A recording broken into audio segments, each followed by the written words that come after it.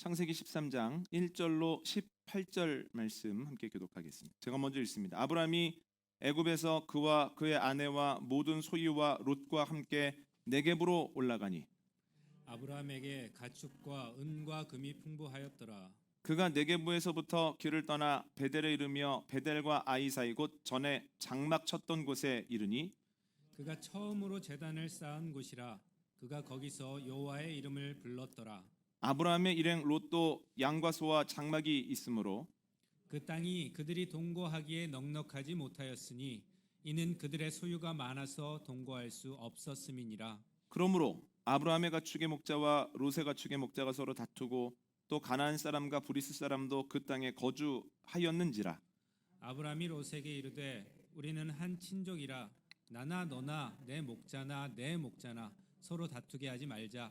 내 앞에 온 땅이 있지 아니하냐. 나를 떠나가라. 내가 좌하면 나는 우하고 내가 우하면 나는 좌하리라. 이에 롯이 눈을 들어 요단 지역을 바라본즉 소알까지 온 땅에 물이 넉넉하니 여호와께서 소돔과 고모라를 멸하시기 전이었으므로 여호와의 동산 같고 애굽 땅과 같았더라. 그러므로 롯이 요단 온 지역을 택하고 동으로 옮기니 그들이 서로 떠난지라. 아브람은 가나안 땅에 거주하였고 롯은 그 지역의 도시들에 머무르며 그 장막을 옮겨 소돔까지 이르렀더라. 소돔 사람은 여호와 앞에 악하며 큰 죄인이었더라. 롯이 아브람을 떠난 후에 여호와께서 아브람에게 이르시되 너는 눈을 들어 너 있는 곳에서 북쪽과 남쪽 그리고 동쪽과 서쪽을 바라보라. 보이는 땅을 내가 너와 내 자손에게 주리니 영원히 이르리라. 내가 내 자손이 땅의 티끌 같게 하리니 사람이 땅의 티끌을 능히 셀 수 있을진데 내 자손도 세리라. 너는 일어나 그 땅을 종과 횡으로 두루 다녀보라. 내가 그것을 내게 주리라. 이에 아브라함이 장막을 옮겨 헤브론에 있는 마므레 상수리 수풀에 이르러 거주하며 거기서 여호와를 위하여 제단을 쌓았더라. 아멘. 지난주 말씀 정리하겠습니다. 아브라함이 남방에 있을 때 기근을 만납니다. 이에 애굽으로 내려갑니다. 그런데 아브라함은 기근이 두려워 가나안을 뒤로한 것이 아닙니다. 그간의 여정을 고려해 볼 때 기근을 아브라함아 잠시 애굽으로 내려가서 살다가 오지 않을래 하는 주님의 음성으로 해석했기 때문에 애굽으로 내려간 겁니다. 주님의 음성을 들음과 따름만큼이나 중요한 것이 바르게 해석하는 겁니다. 왜냐하면 의도가 없었다 하더라도 잘못된 해석을 해서 내려가면 불필요한 어려움과 고통을 경험하기 때문입니다.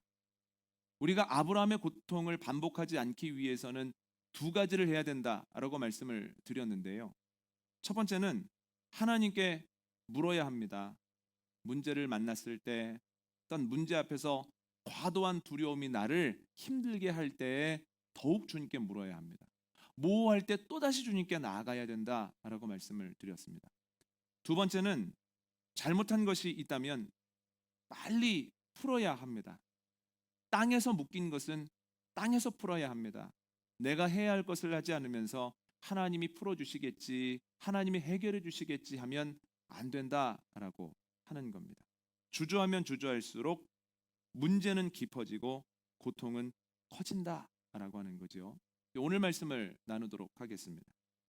아브라함과 그의 가족들이 애굽에서 추방되어 다시 가나안으로 옵니다. 그런데 예전에 비해 확연하게 달라진 것이 하나 있는데요. 바로 소유의 정도입니다. 바로는 사라가 미혼이라고 생각했기 때문에 자신을 사라의 오빠라고 소개하는 아브라함에게 결혼 지참금을 주었습니다. 그런데 바로가 누굽니까? 그 당시 가장 풍요로웠던 애굽의 왕입니다. 그 지참금이 얼마나 되었는지 정확하게 기록이 되어 있지는 않지만 일반 사람들이 보면 입이 떡 벌어질 만큼 지참금을 준 것이 분명합니다. 왜냐하면 오늘 본문을 보면 아브라함에게 가축과 은과 금이 풍부했다라는 내용이 나오기 때문입니다. 아마도 결혼 지참금으로 주었는데 그가 오빠가 아니라 남편이라고 하는 것이 밝혀졌으나 그것을 회수하지 않았을 가능성이 높습니다. 그런데 이 풍부해져 버린 소유가 문제가 되었다라고 하는 거죠. 예전에 베델과 아이 사이에 살 때는 좁다는 생각을 못했습니다. 그런데 아브라함의 소유가 급격하게 늘어나고 이와 더불어서 롯이 가지고 있는 것도 많아지자 그 땅이 좁아져 버렸습니다. 그래서 가축을 먹이는 과정 속에서 아브라함의 목자와 롯의 목자가 빈번하게 다퉜다라고 하는 거예요. 어떻게 해야 될까? 아브라함이 고민을 합니다. 그런데 그 지역에서 넓힐 수가 없는 것이 그 지역에는 그들 말고도 가나안 사람과 브리스 사람도 살고 있었습니다. 그래서 어쩔 수 없이 롯을 불러서 이야기합니다. 너와 나는 친족이다. 너와 내가 그리고 나의 목자와 너의 목자가 다투어서는 안 된다. 이제는 따로 떨어져서 살자. 네가 가는 방향 반대편으로 내가 가겠다. 이렇게 이야기를 하죠. 롯이 눈을 들어 요단 지역을 봅니다. 그런데 소알 땅까지 물이 얼마나 넉넉한지 여호와의 동산 같고 어떤 애굽 땅처럼도 보였습니다. 요단 지역을 택한 롯과 그의 가족이 요단 지역으로 떠나 이리저리 옮기다가 결국 소돔 땅에 정착합니다. 오늘 본문은 소돔 사람들이 악을 행했다라고 하는 말로 롯의 선택이 현명한 것 아니었다라고 하는 것을 분명하게 알려줍니다. 롯이 떠난 후에 하나님이 아브라함에게 오셔서 말씀하십니다. 눈을 들어서 동서남북을 봐라. 네 눈에 보이는 땅을 다 줄 거다. 또한 너의 자손은 땅에 티끌처럼 많아질 것이다. 또다시 너 일어나서 종으로도 다녀보고 팽으로도 다녀봐라. 네가 발로 밟는 모든 땅을 내가 너에게 그리고 너의 자손에게 허락할 거다. 이렇게 말씀하시죠. 이 말을 듣고 아브라함은 헤브론으로 옮겨서 자리를 잡고 주님께 제단을 쌓습니다. 이것이 오늘 본문의 내용입니다. 오늘 본문의 내용 저와 여러분이 익히 알고 있는 내용이지요. 그러니까 너무나 유명한 소돔이라고 하는 곳에 롯이 어떻게 가게 되었는가에 대한 기원에 대한 이야기이기도 하고 또한 아브라함과 롯이 갈등 상황에서 보인 모습 자체를 예전부터 설교로 아주 많이 들었습니다. 특히나 네가 좌하면 나는 우하고 네가 우하면 나는 좌할 것이다 라고 하는 구절 너무 많이 들으셨죠. 또한 눈을 들어본즉 여호와의 동산 같았더라. 여호와의 동산이 아니라 여호와의 동산 같은 것을 조심해야 된다라고 하는 설교도 많이 들으셨을 겁니다. 설교들은 대부분 갈등 상황이 났을 때에 현명하게 대처했던 아브라함과 그렇지 못했던 롯의 모습을 대비시키는 경우가 많았습니다. 그런데 오늘은 그 말씀은 많이 들으셨기 때문에 초점을 아브라함과 롯에 두지 않고 하나님과 롯에 두고 한번 말씀을 나누어 보도록 하겠습니다. 첫 번째 생각한 게 뭐냐면 사람은 믿음의 대상이 아니라는 거예요. 아브라함과 롯은 큰아버지와 조카의 관계입니다. 그러니까 촌수로 삼촌입니다. 가까운 관계죠. 그런데 심리적으로는 이보다 훨씬 가깝습니다. 롯은 아버지 하란이 죽은 후에 아브라함을 아버지처럼 따랐습니다. 그러니까 이건 단순한 미사여구가 아니고요. 정말 아버지처럼 생각하고 가는 곳마다 따라다녔습니다. 그래서 아브라함이 75세 때에 하란 땅을 떠날 때에 롯과 그의 가족도 아브라함과 동행하죠. 몇 주 전에 말씀드렸던 것처럼 하란에서 가나안으로 들어오는 길이 결코 만만치 않았습니다. 그래서 가나안에 도착했을 때 마침내 들어갔다라는 표현을 썼었죠. 그 어려움을 겪는 과정 속에서도 롯은 어렵다고 하란 땅으로 돌아가 버리지 않았다는 거예요. 그리고 세계면 도착해서 계속 밑으로 내려갈 때도 애굽으로 내려갈 때조차도 롯은 아브라함과 동행했었다라고 하는 거죠. 그러니까 롯은 아브라함에게 가장 가까운 사람이자 아브라함이 가장 믿을 만한 힘이 되는 존재였다라고 하는 겁니다. 그런데 오늘 본문을 보면 갈등이 일어났을 때에 롯이 보이는 행동은 굉장히 실망스럽습니다. 갈등이 났을 때 제일 좋은 건 아브라함이 오기 전에 롯이 큰아버지를 찾아갔어야 됩니다. 큰아버지, 요즘 이런 문제가 있는데 들어보셨습니까? 제가 많이 당황스럽습니다. 이거 어떻게 하면 좋을까요? 먼저 물어보는 것이 가장 좋죠. 그런데 그러지 못했다면 아브라함이 우리 떨어져 살면 어떨까 할 때 그렇게 가까운 롯이라면 아유 큰아버지, 지금까지도 함께하며 모든 어려움을 이겼는데 이 정도 갈등에 떨어진다는 건 말이 안 됩니다. 하나님께 기도해서 우리가 계속해서 함께 살 수 있는 새로운 땅 어디 있냐고 물어보시면 안 될까요? 이러면 얼마나 좋았겠습니까? 그것도 못했다면 롯, 네가 땅을 골라볼래? 라고 했을 때 아니 무슨 말씀이십니까? 어떻게 제가 먼저 고릅니까? 큰아버지가 보시기에 가장 좋은 땅을 고르고 그러면 제가 반대편으로 가는 게 좋겠습니다. 이렇게 하는 것이 좋았겠죠. 그것도 아니라면 선택하려고 하는 순간에 본인이 선택하지 말고 큰아버지, 제가 아직은 지혜가 부족합니다. 큰아버지 안목으로 조언을 좀 해주시면 제가 훨씬 더 좋은 선택을 할 수 있을 것 같습니다. 이렇게 이야기를 하는 것, 그 정도는 기대하지 않았을까 하는 생각을 해봅니다. 그런데 이게 웬일입니까? 아브라함이 제안을 하자마자 이리저리 보더니 요단 지역이 가장 좋구나, 요단 지역에 가면 내가 풍요로워지겠구나 하는 결론을 내리고 그날로 가족들과 함께 그 땅으로 떠나버렸다라고 하는 거죠. 가장 가깝다라고 느꼈는데, 그리고 평생 함께 할 것이라고 생각을 했는데 참 서운하다라는 마음이 아브라함에게 있었을 것 같습니다.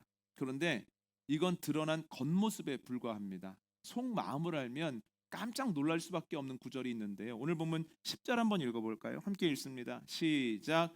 이에 롯이 눈을 들어 요단 지역을 바라본즉 소알까지 온 땅에 물이 넉넉하니 여호와께서 소돔과 고모라를 멸하시기 전이었으므로 여호와의 동산 같고 애굽 땅과 같았더라. 아멘. 눈을 들어본즉 소알까지 물이 넉넉해 너무 좋은 겁니다. 그래서 뭐라고 생각합니까? 와, 여호와의 동산 같다 이렇게 생각을 하죠. 이건 자연스러운 겁니다. 저희도 너무 좋은 것을 보면 와 천국 같다 이렇게 얘기를 하고, 너무 기분이 좋을 때 와 천국이다 이런 표현을 쓰지 않습니까? 그러니까 롯이 이렇게 이야기하는 건 이해가 되는데요. 그 뒤에 뭐라고 생각을 하냐면 애굽 땅처럼 좋네 이렇게 생각을 하는 거예요.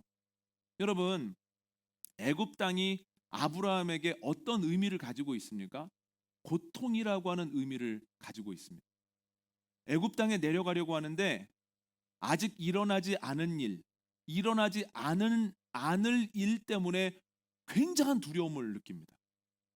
내 아내를 뺐을 텐데, 뺏으려면 나를 죽이겠지? 어떡할까? 이런 생각을 하는 거예요. 그래서 거짓말을 합니다. 그런데 거짓말이 꼬리에 꼬리를 물고 더욱더 깊어지고 깊어지다가 결국 그의 삶을 송두리째 깨뜨려 버릴 수 있는 어려운 사건이 되어버렸다라고 하는 거예요. 그 고통 속에서 아브라함이 편안히 잠을 잤겠습니까? 밥을 먹었겠습니까? 그러니까 애굽으로 내려갈 때부터 애굽에서 나올 때까지 아브라함은 고통스럽지 않은 순간이 단 하루도 없었다는 거예요. 고통의 땅입니다. 그리고 애굽은 아브라함에게 수치의 땅입니다. 자신의 사랑하는 아내를 빼앗기게 되었음에도 불구하고 자신의 목숨을 부지하기 위해서 아무것도 하지 못하는 무기력한 모습을 모든 가족들에게 보여줬다는 거예요. 저는 이 일 이후에 아브라함과 사라가 어떻게 풀었는지 잘 상상도 되지 않습니다. 이 관계가 과연 온전했을까? 서로 믿으면서 살 수 있었을까 하는 생각이 들 정도입니다. 이렇게 고통스럽고 이렇게 수치스러운 모습을 가장 가까이에서 본 것은 사라를 제외하고는 아들과 같았던 롯입니다. 그러면 아버지처럼 여기는 분이 이런 고통을 겪고 이런 힘든 것을 겪는 것을 보면 롯도 고통스러웠을 것 같은데 오늘 본문을 보면 그렇지 않았다는 거예요. 좋은 것을 보면서 와, 애굽 땅처럼 좋다라고 하는 것을 보면 그때의 롯은 아브라함만큼 전혀 힘들지 않았다라고 하는 거죠. 이것을 아브라함이 알았다면 얼마나 속상했겠습니까? 그러니까 오늘 본문의 롯을 통해서 알 수 있는 것은 아주 가까이에 있고 내 모든 것을 다 이해해 줄 것 같은 사람도 내 아픔과 상처를 온전히 이해해 주지는 못한다는 거예요. 사람은 그래서 절대로 믿음의 대상도 될 수 없고 의지의 대상도 될 수 없습니다. 성경은 이 사실을 반복적으로 우리에게 알려줍니다. 이스라엘 사람들이 애굽에서 나와 가나안으로 향합니다. 시내산에 도착했을 때 하나님이 이스라엘 사람들과 계약을 맺자고 하십니다. 계약을 맺주는 하나님이 모세를 시내산 정상으로 부르셔서 그들이 지켜야 할 율법도 가르쳐 주시고 그들이 지어야 할 성막에 대해서 세세하게 알려주십니다. 그러니까 시간이 오래 걸릴 수밖에 없습니다. 그런데 밑에 있는 사람들이 너무 불안한 거예요. 40일 가까이 됐는데도 모세가 안 내려오거든요. 근데 올라가 볼 수도 없는 것이 하나님께서 산에 경계를 치라고 하시고 경계를 넘는 모든 것, 사람이나 동물이나 막론하고 죽을 것이다 라고 하셨기 때문에 올라가서 모세의 생사를 확인할 수도 없습니다. 불안해하다가 모세를 대신하고 있는 아론에게 가서 말합니다. 우리를 위하여 우리를 인도할 신을 만들어내라. 모세, 우리를 애굽에서 인도하여 낸 사람은 지금 살았는지 죽었는지도 모르지 않는가? 이렇게 이야기를 합니다. 여러분, 그 사람들에 대해서 아론이 어떻게 이야기하는 것이 맞습니까? 적어도 두 가지는 얘기해야 될 것 같은데 첫 번째는 이렇게 말해야 될 것 같습니다. 여러분, 애굽에서 여러분들을 인도하여 낸 것은 모세가 아니라 하나님입니다. 그러므로 모세가 지금 눈에 보이지 않는다고 해서 불안해하지 마십시오.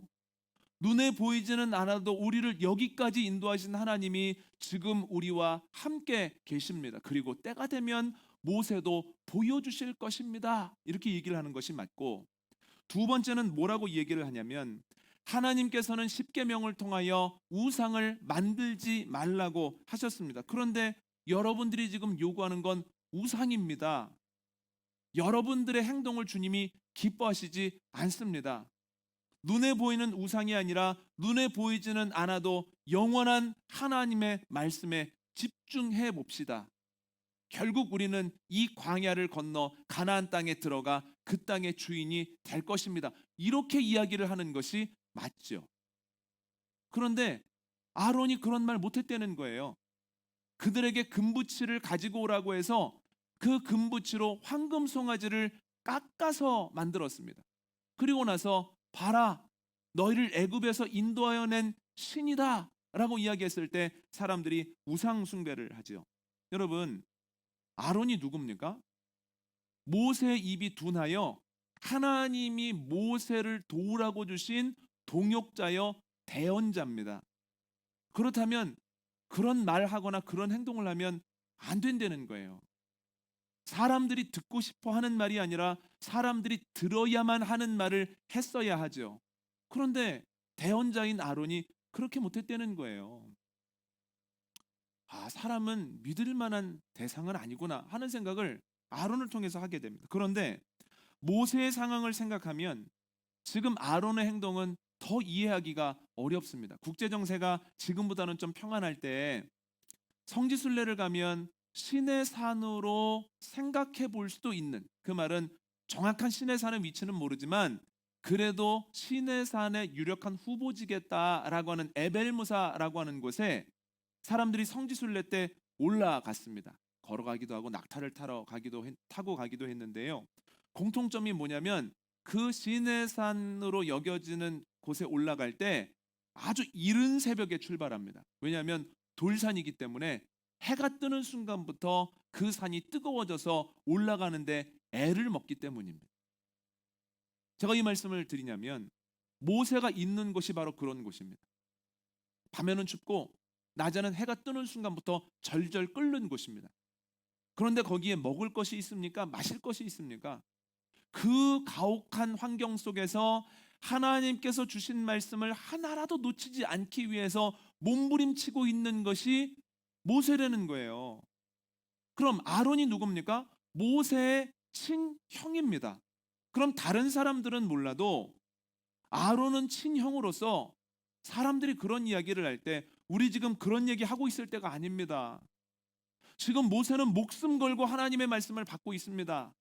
불안해하지 말고 그를 위해 중보합시다. 이런 얘기를 했어야 되는데 엉뚱한 행동을 하고 있다라고 하는 거죠. 여러분, 하나님은 많은 사람들을 통해서 사람은 우리의 믿음의 대상은 안 된다라고 말씀하시죠. 대학교 2학년을 마치고 입대를 했습니다. 머리를 짧게 깎고 이제 정해진 날짜에 여자친구 그리고 2년 동안 너무너무 친하게 지냈던 친구들과 함께 의정부에 있는 306 보충대로 향했습니다. 이제 입소하기 직전에 식당에서 밥을 먹는데요. 입소 시간은 2시고 식당에서는 12시쯤 밥을 먹는데요. 평소에는 제가 밥을 잘 먹는 편인데 입소를 한두 시간 앞두니까 밥이 안 먹히더라고요. 그래서 육개장을 앞두고 먹는 둥 마는 둥 하고 있는데 저랑 가장 친한 친구가 자꾸 곁눈질로 저를 보는 거예요. 그러더니 안타까웠든지 저한테 말을 합니다. 왜 이렇게 안 먹어? 왜 이렇게 못 먹어? 그래서 글쎄 마음이 좀 그런가 봐. 내가 밥이 잘 안 먹힌다. 그랬더니 그 친구가 그러면 남는 밥을 내가 먹어도 될까? 저한테 그런 얘기를 했습니다. 굉장히 깜짝 놀랐습니다. 그리고 맛있게 먹을 때는 내가 저걸 친구라고 데려왔구나 하는 생각도 들었습니다. 더 충격적인 건 제대하고서 그날을 물어보니까 그 친구의 기억 속에는 아예 그날이 없더군요. 제가 이 말씀을 드리냐면 그게 그렇게 서운한데요. 기억에 오래 남습니다. 너만은 내 마음 이해해 주겠지. 너만은 내가 속으로 흘리는 눈물을 알고 있겠지라고 생각을 했는데 그것을 알아주지 못한다라고 하는 것을 알았을 때 너무너무 큰 외로움이 마음에서 올라왔습니다. 그런데 성경이 우리에게 반복적으로 얘기하고 있는 바입니다. 사람은 사람을 다 이해해주지 못한다. 그러니까 사람에게 다 이해받으려고 하지 말아라. 이해받고자 하는 마음 내려놔라 라고 하는 거죠. 일단 이와 관련되어서 누구에게 온전히 위로받을 수 있다라고 하는 생각도 내려놔야 됩니다. 여러분, 위로의 뿌리는 이해입니다. 이해해야 위로해 줄 수가 있습니다. 왜 열심히는 위로해 주는 것 같은데 전혀 위로가 안 되는 경우는 내 상황을 전혀 이해하지 못하고 하는 위로는 오히려 내 마음을 어렵게 한다는 거예요. 그러면 다 이해하지 못한다는 건 무슨 뜻입니까? 다 온전히 위로해 줄 수 없다라고 하는 뜻이지요. 여러분, 나를 온전히 위로해 줄 수 있는 사람은 없구나. 이것을 깨닫고 인정하지 않으면 자꾸만 사람을 더 만나서 위로받으려고 하고 이 사람에게 위로를 못 받으면 또 저 사람에게 그 사람에게 위로를 못 받으면 또 다른 사람에게 위로를 받으려고 이리저리 돌아다닐 수밖에는 없는 것이 허한 우리의 마음이다라고 하는 거죠. 여러분, 성경이 우리에게 하시는 말씀을 들으십시오. 사람은 사람을 다 이해해 주지 못하고 다 위로해 주지 못합니다. 이것을 기억하는 저와 여러분 되시기를 원합니다. 두 번째는 주님만이 나를 이해하시고 위로하십니다. 롯이 떠난 후에 하나님이 아브라함을 찾아가셔서 말을 거십니다. 아브라함 뭐해? 이렇게 얘기를 하시죠. 그런데 하나님이 왜 아브라함에게 가셔서 말을 거실까요? 그 이유는 간단합니다. 누구보다도 아브라함을 잘 알고 계시는 하나님이 그의 마음이 지금 얼마나 힘들고 어려운지를 알고 계시기 때문입니다. 그래서 주님께서 그에게 말씀을 주시죠. 그랬더니 그 말씀이 아브라함에게 큰 위로가 되었습니다. 그 위로로 힘을 얻고 무엇을 합니까? 헤브론으로 내려가서 다시 단을 쌓죠. 이 구절이 간단치 않은 것은 우리가 어떤 일을 하다가 나 못하겠어, 나 안 해버릴 거야 라고 생각하는 경우가 일이 힘들어서일 때가 많습니까? 사람 때문일 때가 많습니까? 사람 때문일 때가 많다는 거예요. 사람 때문에 못 해먹겠고, 사람 때문에 그만하고 싶고, 사람 때문에 떠나고 싶을 때가 많다라고 하는 거죠. 아브라함이 롯 때문에 그 여정에 대한 여러 가지 아픔을 곱씹고 있지 않았겠습니까? 내가 이렇게 여정을 떠난다고 해서 뭐 한담? 내 옆에 있는 사람들이 다 떠나는데 이게 무슨 의미가 있을까 하고 있을 때 하나님이 그에게 힘을 주심으로 그가 믿음의 여정을 계속할 수 있었다라고 하는 거지요. 그런데 이러한 일은 아브라함에게만 있었던 건 아닙니다. 사무엘상 30장 6절 한번 읽어볼까요? 함께 읽습니다. 시작. 백성들이 자녀들 때문에 마음이 슬퍼서 다윗을 돌로 치자 하니 다윗이 크게 다급하였으나 그의 하나님 여호와를 힘입고 용기를 얻었더라. 아멘. 다윗과 그의 사람들이 갑작스러운 위기를 맞이합니다. 다른 사람들은 몰라도 그 사람들만큼은 다윗을 위로하고 힘내보자고 으쌰으쌰 할 줄 알았습니다.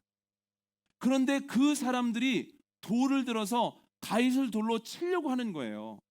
다윗도 깜짝 놀랐습니다. 가장 믿는 사람들이고 가장 가까운 사람들이고 그 사람들만큼은 눈물을 공유할 줄 알았는데 어느 수준 이상의 슬픔이 닥쳤을 때 그걸 못하더라는 거예요.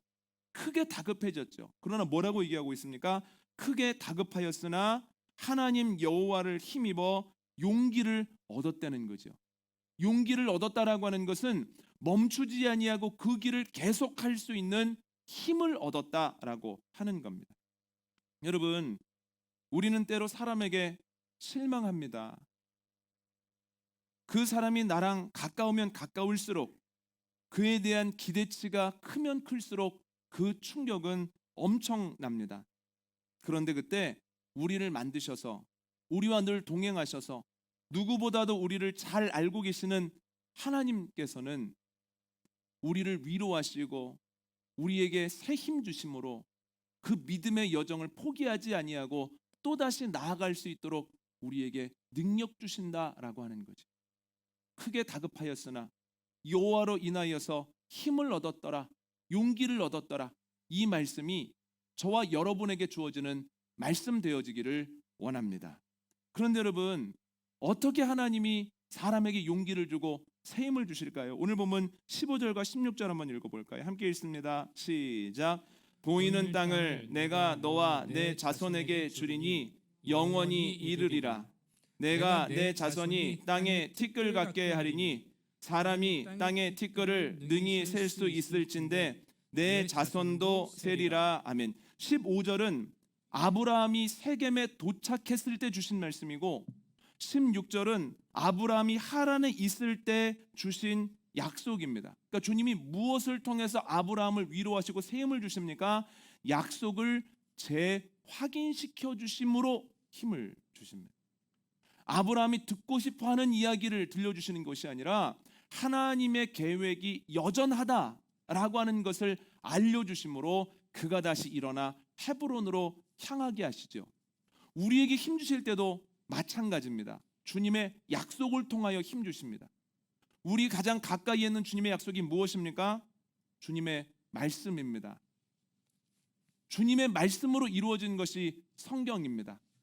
예수 그리스도에 대한 약속, 예수 그리스도를 통한 약속이 성경 안에 가득하다는 거예요. 이 기록된 말씀을 통해서 성경을 기반으로 한 선포되는 말씀을 통해서 설교를 듣고 셀에서 나누는 서로 나눔의 그 말씀을 통하여서 주님이 약속을 확인시켜 주심으로 낙심되어 있던 우리를 다시 일으키시고 또한 탈진 직전에 있었던 우리에게 새 힘을 허락해 주신다라고 하는 거죠. 그럼 여러분, 마음이 낙심되어질 때, 눈물이 날 때 우리가 해야 되는 것은 무엇입니까? 사람에게 나아가지 아니하고 주님의 약속으로 나아가 주님의 약속이 취소되거나 변경되지 않았다라고 하는 것을 다시 한번 확인할 때 우리가 새 힘을 얻어 독수리가 날개치는 것 같이 다시 올라갈 수 있다라고 하는 거죠. 여러분, 주님의 말씀으로 새 힘을 얻는 저와 여러분 되시기를 원합니다. 오늘 말씀 정리하겠습니다. 아브라함에게 아내를 제외하고 가장 가까운 사람은 롯이었습니다. 그런데 그와 갈등할 때 그것을 풀어가는 과정 속에서 많은 실망을 하게 됩니다. 아론도 모세에게 가장 가까운 사람이었고 동역자였으나 위기 앞에서 전혀 의외의 모습을 보입니다. 이를 통해서 알 수 있는 것은 사람은 믿음의 대상이 아니라는 겁니다. 사람은 나를 다 이해할 수 없고 또한 온전히 위로할 수는 없습니다. 그러나 주님은 나를 다 이해하시고 온전히 위로하십니다. 사람은 나를 아프게 해도 주님께서는 나를 치료하시죠. 그러므로 우리가 어려울수록 바라봐야 되는 것은 주님이고 또한 주님이 말씀을 통하여 우리를 고치심으로 우리가 말씀으로 나아가야 합니다. 나를 숨쉬게 하는 주님의 사랑 안에서 또 일주일을 살아가는 또 온전히 승리하는 저와 여러분 되시기를 원합니다.